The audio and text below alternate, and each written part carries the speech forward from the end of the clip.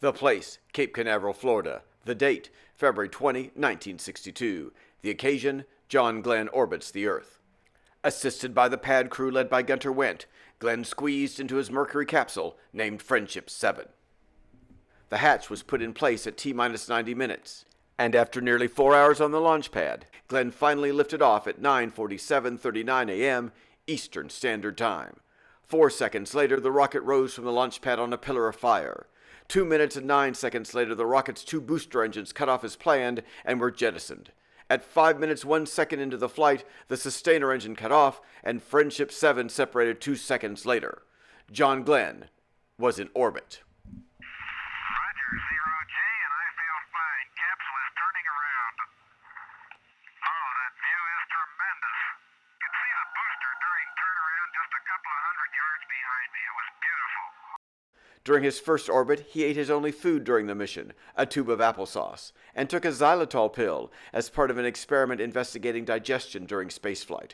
As he passed over Cape Canaveral at the start of his second orbit, controllers noticed a signal indicating that the spacecraft's landing bag, used to cushion the impacted splashdown, had deployed. If true, the heat shield required for re-entry was no longer in its proper place. Although engineers assumed the signal to be erroneous, they came up with a plan to keep the retro rocket pack on after retro fire, hoping the straps would be strong enough to keep the heat shield in place had the landing bag in fact been deployed.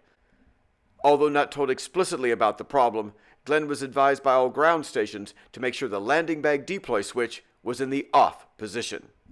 Nearing the California coastline on its third orbit, the spacecraft fired its 3 retro rockets to slow its velocity.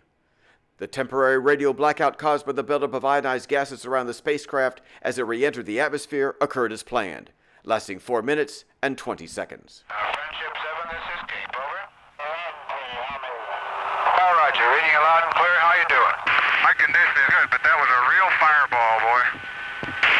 I had great chunks of that retro pack breaking off all the way through.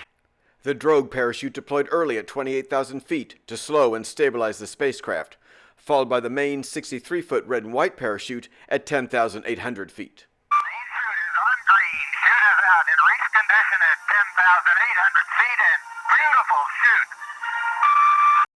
Glenn's success electrified the nation and propelled NASA to eventual leadership in the space race with the Soviet Union, culminating in Apollo 11's landing on the moon in July 1969.